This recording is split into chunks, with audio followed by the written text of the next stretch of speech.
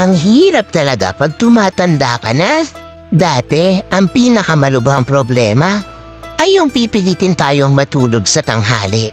Ngayon, samot-samot na ang ating problema. Kabi-kabi lang suliranin. Tipong, hindi ka pwedeng mapagod. Kasi may mga umaasa sa'yo. Ay, buhay! Pwede bang bumalik na lang sa pagkapitos? Hindi karera ang buhay, kaya hindi tayo dapat nakikipag-unahan sa iba. Kung lagi nating ikukumpara yung mga sarili natin sa mga taong nakakalamang sa atin, ay hindi tayo magiging masaya. May nagsabi nga na ang pinakamayamang tao daw sa mundo hindi may pinakamaraming pera at ari-arian, kundi yung taong kontento na sa mga bagay na meron siya. Paano mo nga ba makukuha yung balanse ng buhay? Yung hindi sobra, hindi kulang. Sabi nila, hindi raw talaga mahanap yun eh. Dapat daw ikaw mismo ang gumawa.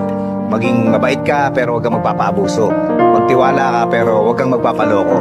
Makontento ka sa buhay pero huwag kang titigil na mapaganda ang buhay mo. Nandun ka lang sa gitna nung kumakapit at bumibitaw. Ang buhay daw, para kang nagbibisikleta. Kailangang umandar ka para hindi ka matumba.